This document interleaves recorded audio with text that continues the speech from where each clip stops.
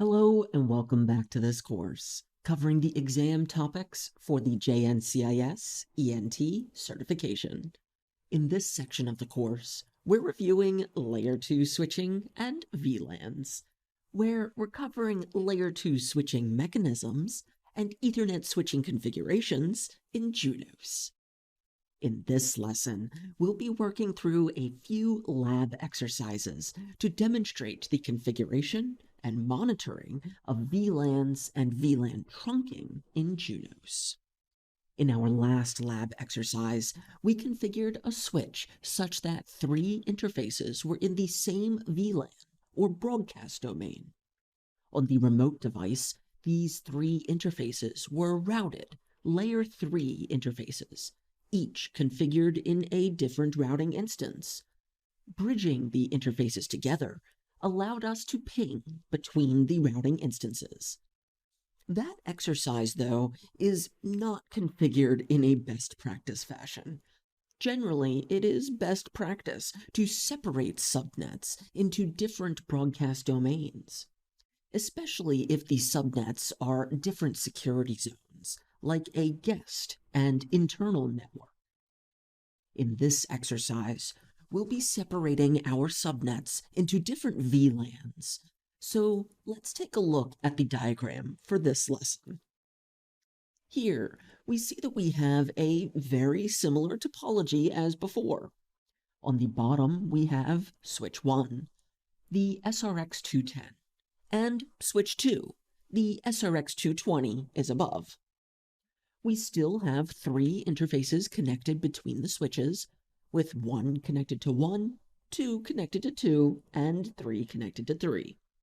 However, this time we'll be configuring multiple VLANs, 11 and 12, and trunk them to carry them across the single link in the middle. The addresses assigned to SW1 here are assigned to L3 interfaces for VLAN 11 and VLAN 12 to be configured on switch 1. Therefore, GE001 will be configured as a Layer 2 trunk to carry the tagged traffic between the switches to differentiate between the VLANs.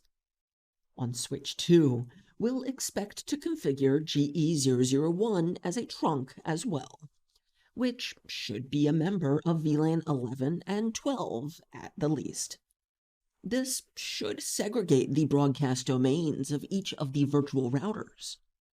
Although we have no L3 interfaces configured on switch 2 except for management, GE002 and 3 are access ports for VLAN 11 and 12 respectively.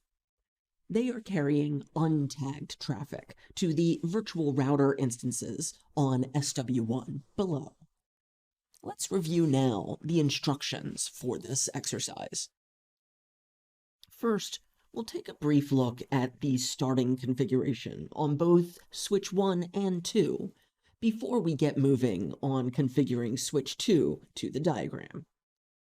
We'll configure the VLANs on switch 2 and set their VLAN IDs. Then, we'll set the access ports and review a configuration constraint that's common to encounter. We'll configure our trunk port and finally review a command to validate that our configuration has the effect we're looking for. Now that SW2 is finished being configured with the VLANs necessary to trunk and switch the 2 broadcast domains, we'll move on to configuring switch 1. On switch 1, we'll set up our trunk port first, and then activate the existing deactivated configuration for VLAN interfaces to set up the L3 interfaces. Then, we'll need to activate the VLAN configuration to use the L3 interfaces. Since our routing instances are already configured, we'll ping and validate that the VLANs are being trunked such that the Ethernet switching table on switch 2 is learning the interface MAC addresses on separate VLANs. This will confirm that the trunk is indeed transmitting the traffic successfully, tagging it with separate VLAN tags to differentiate the VLANs on a single trunk link. So, without further ado, let's get started. First, we'll review the starting configuration on switch 1. We have minimal configuration once again, with the lab user configured, management services, and some default initial syslog configuration. Moving down to the interfaces, we see we still have the same interface configuration as in the previous lab. Since GE001 will be a layer 2 trunk, we'll need to remove this configuration first when we get to that part of the lab. We have the start of the deactivated VLAN interface configuration at the bottom of the screen here. Moving down, we have our default route for management access and our routing instance configurations. We've set up VR11 and VR12 with logical interfaces FE002.0 and 003.0 within their respective routing instances already. The instances have static default routes configured in them, which we'll be working with more closely in a future lesson. Finally, at the bottom, we have our deactivated VLAN configuration with the V11 and V12 VLANs configured with L3 interfaces. Now, let's take a look at switch 2's configuration so we can get started updating the config. Similarly, SW2 has minimal configuration with a user and management and other default configuration present. When we move down to the interfaces configuration, we have first our management interface GE000. Then we have the other interfaces which are at the same configuration since the last exercise, with all 3 interfaces configured as access ports in the default VLAN. Bringing up the remainder of the configuration, we simply have our static default route for management access and our default VLAN configured. So we'll need to configure the VLANs V11 and V12 along with our trunk and access ports. Though first, let's take a look at the VLAN table. Here, we see that we only have a single VLAN configured, with all 3 interfaces in the default VLAN. So, let's move on to our configuration of switch 2. We'll set the names of our VLANs as V11 and V12. It's worth noting that VLAN names must start with a letter. Beginning the name with a number will cause a commit error. Now, let's configure our access ports for the 2 VLANs. We'll set GE002 as an access port for the V11 VLAN, and GE003 as an access port for the V12 VLAN. Excellent. Let's commit this. This is a configuration hiccup that's very common.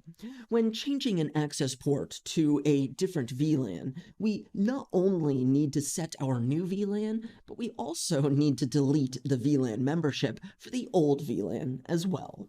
So let's do that now.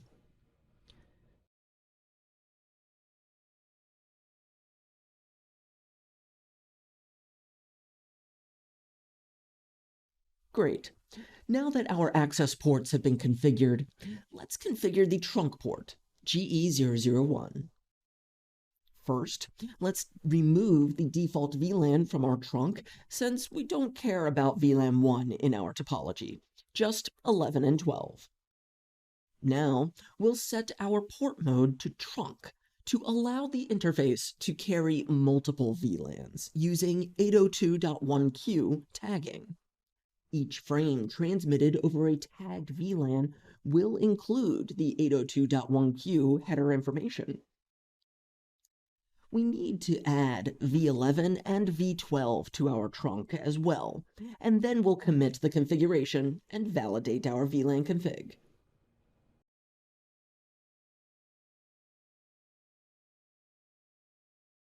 Using the show VLANs command, we can see the port VLAN membership. We see that GE002 and 003 are members of V11 and V12 respectively, and that GE001 is a member of both VLANs, since it is a trunk interface. And that completes our configuration on switch 2. So let's move on to switch 1's configuration. As we saw earlier, GE001 on switch 1 has multiple layer 3 addresses configured, which we'll need to remove to configure it as a layer 2 trunk.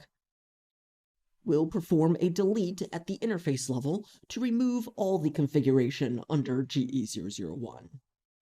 And we'll configure the interface as a trunk. However, in this case, instead of specifying the individual VLANs that we want this interface to be a member of, we'll simply configure it as a trunk for all VLANs.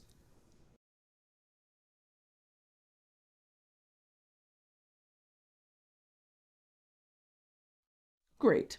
This trunk configuration for GE001 looks good. So let's see about the VLAN interfaces. Earlier, we saw that the VLAN interface configurations were present, though deactivated. Let's activate the configuration and commit.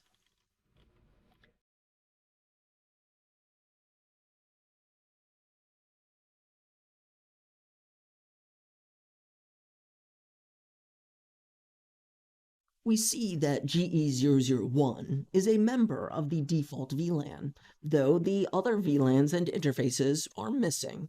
Let's take a look at our VLAN configuration.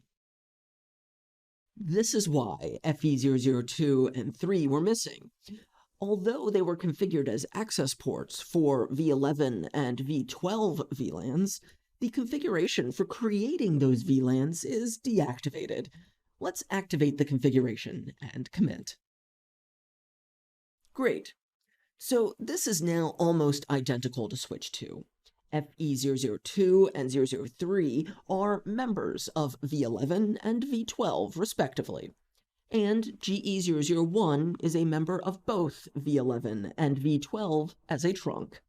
However, it's also a member of the default VLAN, since it was configured as a trunk for all VLANs, instead of just V11 and V12.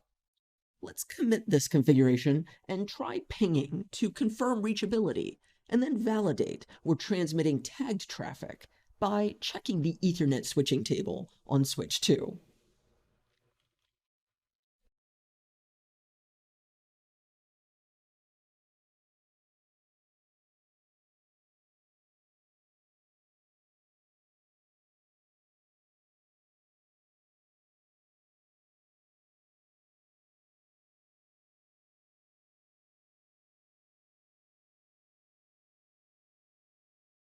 Excellent. Here, we see the MAC addresses for both the trunk interface and the respective VLAN interfaces on switch 1 being separated into the V11 and V12 VLANs. The traffic is now logically separated and able to maintain that separation even while being transmitted over a single link. This concludes the VLAN Lab exercise. The starting configurations, except for the management interface configuration for each device, are included with this lesson, so you may recreate the steps on your own devices if you'd like to follow along. I appreciate you working through this lab exercise with me. I hope that this lesson has been informative for you, and I would like to thank you for viewing.